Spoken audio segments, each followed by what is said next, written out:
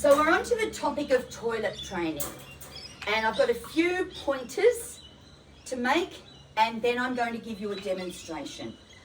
Okay, so dogs don't know that there's a right and a wrong place to go to the toilet. They're dogs. When they need to go to the toilet, they stop and they unload. That's just dogs. It's not naughty. I say to people, you've taken a dog into a human environment. They need to start to understand the do's and don'ts of the human environment. So we need to set them up for success. So one of the main things is that when the puppy is in the house, they need to be confined in a space in which they can't practice going to the toilet. So free roaming in the house for a puppy is strongly discouraged, because I sort of look at it like a scoreboard, and every time the puppy goes and does a wee inside your house, they're weakening the concept of no wees in the house. So we need to set them up for no wees in the house. Then we need to be able to maneuver them out to the grass or whatever area is going to be a toilet, and wait for them to go to the toilet and be right next to them, so that the minute they've finished, we can say yes and give them a treat. Maybe even 2, maybe even 3. So if they never get the chance to practice going to the toilet in the house because we've got them confined, but when they're outside and they go to the toilet, we have a triple-decker party, then this is where they're going to want to go. Can they free roam in the house? Yes, as long as somebody is tailing them like a security guard. Watch what they're doing, watch whether you think that's going to turn into a toilet moment. If it is, get them out and put them on the grass. If you catch the toilet moment, you're going to hit a jackpot here, because they'll go to the toilet, you'll be able to say yes, you'll give them a treat. Now, yes, I am standing behind a crate, and all the doubting Thomases in the world go, oh, why would I put my dog in a cage? The crate is your very best friend. The crate will stop your puppy from going to the toilet in the house, because they will be in a space that's so small and intimate and has their bed in it. They know innately, we don't even need to teach them that you don't want to go to the toilet in your bed. How horrible would that be? They already know that's horrible, to go to the toilet in their bed.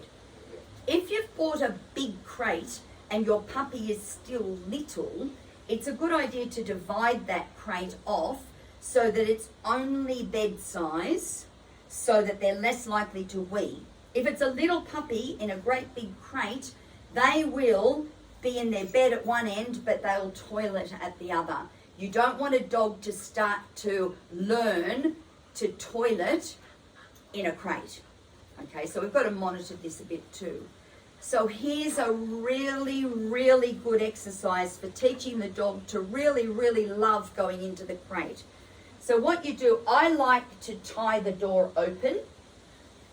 I would suggest that for new puppies, just have the crate available in the house. Maybe have the crate with the door tied open in a puppy pen, so that they're in a pen and they're not wandering everywhere, but most puppies start to choose to go into here. Reggie's never been introduced to the crate, but today he's already been trying to get in there. We want them to think that great things happen in the crate. We introduce the dog to the crate slowly. We don't put them in and shut the door. Leave the door open and let them explore. You can even do things like tie a chewy, delicious treat to the back wall, so they've got to come in here. They go, oh, there's a treat in here. Oh, I can't get it out. I'd better lie down and have a positive time in the crate eating something nice. So here's a little process. You put a few treats in the crate. You take the dog away, and I'm just going to say maybe I'll try to do it here so I can come around the corner. You come back near the opening to the crate. Reggie, come. Reggie, come. Good boy. You let him discover what's in here. So you're not going to pull him in or push him in or tell him to go in. In fact, what you could even do is maybe even throw a couple in. As soon as the puppy's in, as soon as they're where you want them to be, drop some more treats in. Have them start to think that when they get in this crate, it starts raining treats. Okay, and we'll take him away. Now the idea is we want to take him away frequently. Come on, Reggie, let's go. But you know what? If he's going to hang out in here, I could drop a few more pieces. If your dog's happily settled in there and looks like Reggie's in for the duration now. So let me explain what you would do. He's quite happy in there. Yay, hallelujah. Don't try to shut the door. We're not up to that. Most puppies will go in for a little bit, get the treats, and then you move away with them. But before you go away, you drop a few treats in so that when you bring the puppy back, you're not telling them to go in. They're going back to this treasure chest and wanting to go in to find more treats in there. It starts to be a place that they want to seek out because every time they go there, there's something nice in there. So you do maybe 5 minutes of drop the treats, take the puppy a few steps away, come back to the crate, he comes in and goes, look what I found, drop extras. So once he's come back and made a discovery and he's already in there, drop more. So he thinks that, oh, it's a problem when they bounce out of the crate. Okay, but I'm dropping extras in that he can see. There we go. So life in the crate is amazing. So you would do walk away, come back, discover some treats, throw some extras in. Walk away, come back, discover some treats, throw some extras in. So that's your routine. After a while, that puppy is going to be moving towards the crate to get in there. That's just logical because they're going, I want to be in there because every time I go in, it's great. So as your puppy is making a beeline for the door, you can then give them the cue to get in that door, and the cue is in your crate or in your bed or go to bed, whatever is your little set of words that the family's going to use. So in our house, we just say in your crate, and our dogs just walk in. They don't need food in there. They just know that it's time to get in there. It's a happy place. It's a safe place. To most dogs, they want a little den like this that they can hang out in, go and have a rest in. In houses with children, sometimes it's a wonderful way for the dog to be given a break from the children. Eventually, when the dog's going in quite willingly and just hanging out in there, and this would be after days, maybe a couple of weeks, you would close them in. So he's coming out now, and this is all about what the dog wants to do. I'm going to give him a little find it over here. Find it. Then I'm going to put a little bit of lure in here.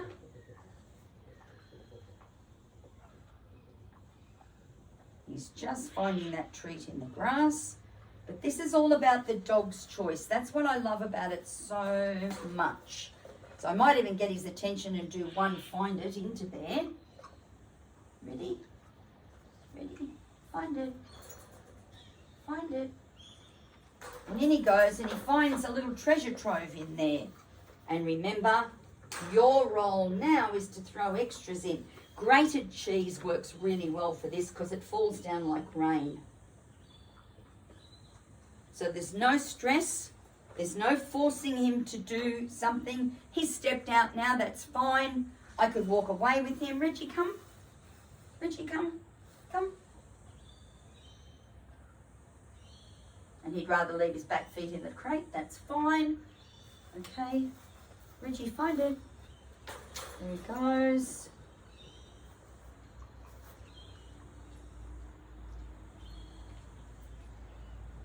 He's found another one over there. But it's all on his terms. We're setting it up to make it easy for him to access good stuff. There he goes again. So he's willingly going in. There's a few more treats in there. I'll rain a few more down. So take it slowly. Don't be in a hurry to shut this door. Just make it a happy experience and give the puppy as much access to the crate as you possibly can. Okay, hope that helps. We've reached the end of lesson 1. Lesson 1 is huge, and we know that. And we'll be back next time with lesson 2. Thanks for watching.